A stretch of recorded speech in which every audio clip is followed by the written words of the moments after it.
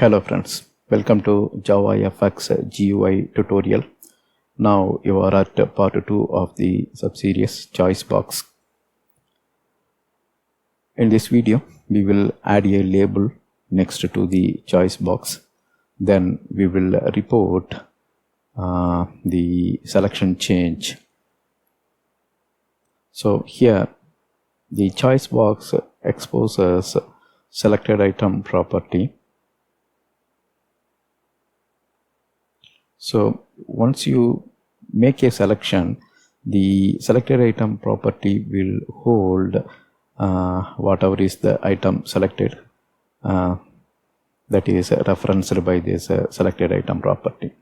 So for any property, we can track the old value as well as a new value by implementing the change listener. So using that, here if you see, we tell what is the old value, what is the new value. That means user selected item 6 and the previous selection was item 2. So that's what we are going to do in this video.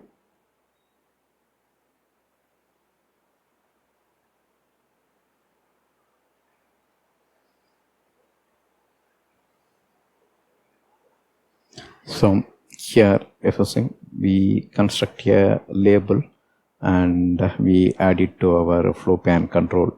Previously we added the choice box to the flow pan. Now we are adding a label. So this is the label in which we display the selection change made by the user. Then from our choice box, we retrieve the selection model using get selection model method.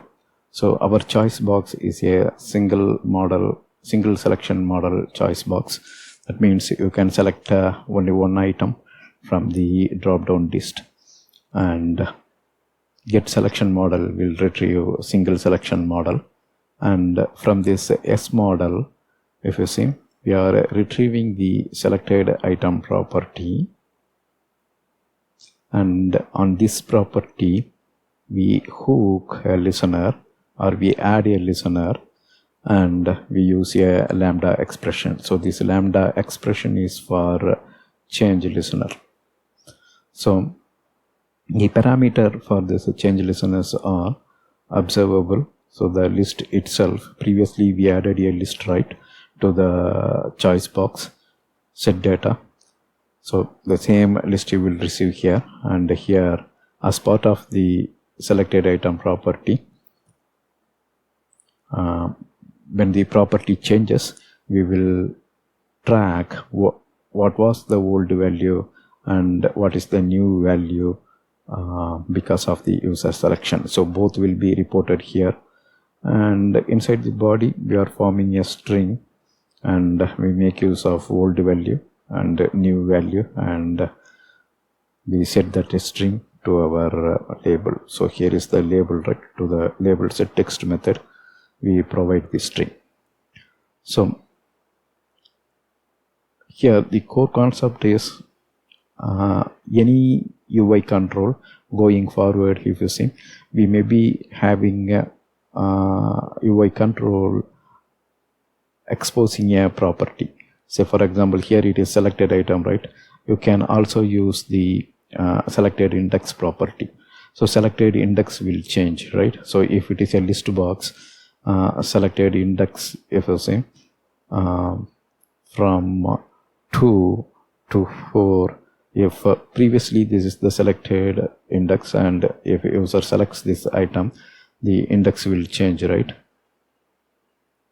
So you can use the same technique for any property that will get assigned by the user interaction. So by adding a listener, you can tell what was the previous value and what is the new value. So that's the change, right, for this property.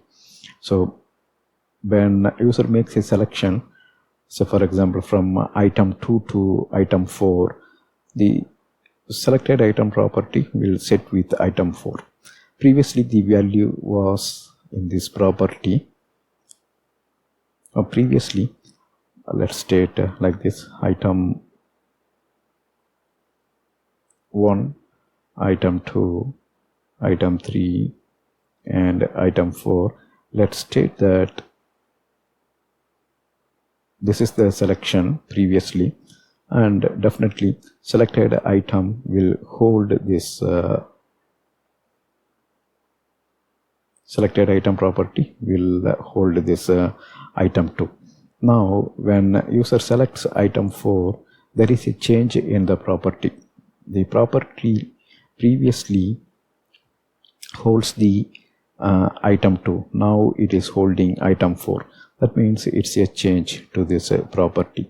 So this kind of change you can track like this add listener, and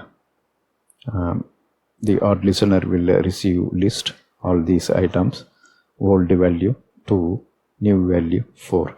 Like that you can do it for any property exposed by the UI control. Here it is a selection model. You can do it for any UI properties in JavaFx. So we will be using this kind of lambda expression or anonymous inner class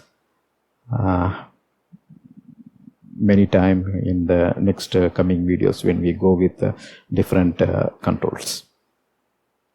Alright, now we will go to the demo.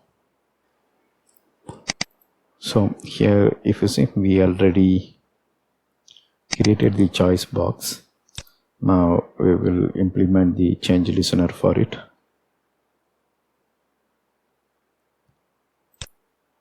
This label is to report the selection change.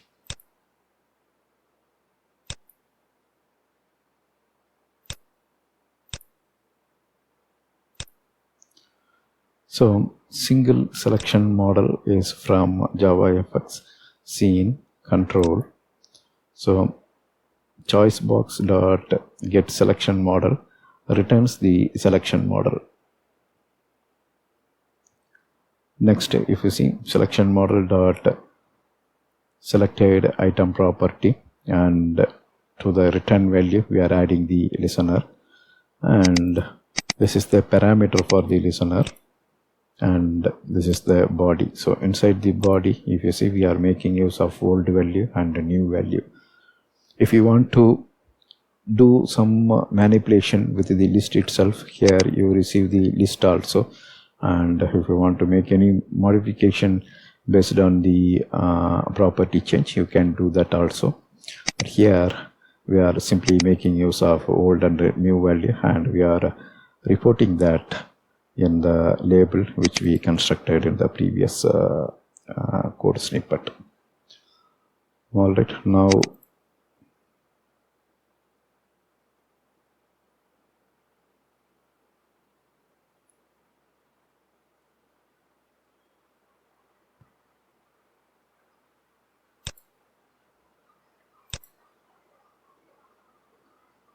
so there was a red mark here, so that's why I closed it and reopening it.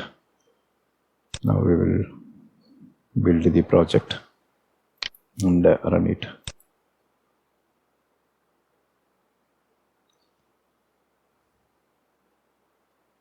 So sample label 3, so that's the label we created, and if you don't want to show anything, pass an empty string when constructing the label. It requires a rebuild again. So now for the very first time I'm making item 5 as the selection, and if you see, the old value is null. Why? Because previously nothing was selected. Now I'm making a brand new selection, item 5.